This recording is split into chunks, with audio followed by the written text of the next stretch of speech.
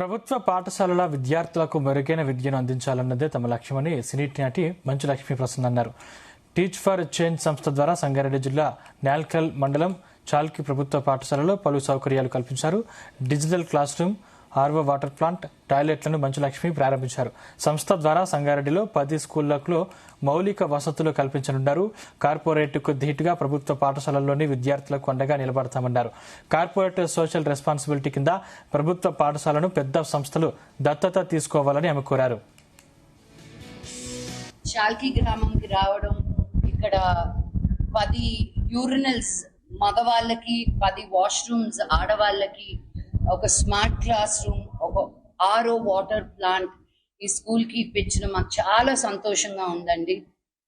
Teach for change మేము main గా SC, ST, anganwadi, tribal districts లో అక్కడ ఉన్న గవర్నమెంట్ స్కూల్స్ లో మేము పని చేయాలన్న ఉద్దేశం మాది. ఎందుకంటే ఇండియాలో మనం అర్బన్ సిటీస్ లో కానీ టౌన్స్ లో కానీ మనం వద్దనుకున్న ఎంతో కొంత అభివృద్ధి ముందుకెళ్తూ ఉంటాం. కానీ ఇలాంటి గ్రామాల్లో కొన్ని వందల సంవత్సరాలకు కూడా ఇలాగే ఆగిపోతుంది, మనం గానే వచ్చి మన పనులు మనం చేయకపోతే. అందుకే ఇక్కడ సంగారెడ్డి డిస్ట్రిక్ట్ లో మేము 10 స్కూల్స్ తీసుకోవడం జరిగింది, స్మార్ట్ క్లాస్ రూమ్స్ చేస్తూ.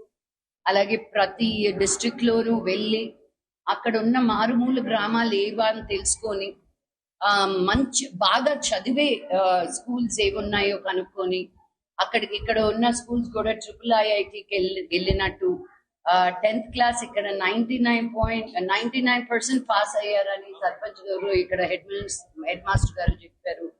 ఇవన్నీ మేము రాకముందే డిఈఓ గారి దగ్గర, కలెక్టర్ గారి దగ్గర, బికాస్ తెలంగాణలో మటుకు 30,000 స్కూల్స్ ఉన్నాయి.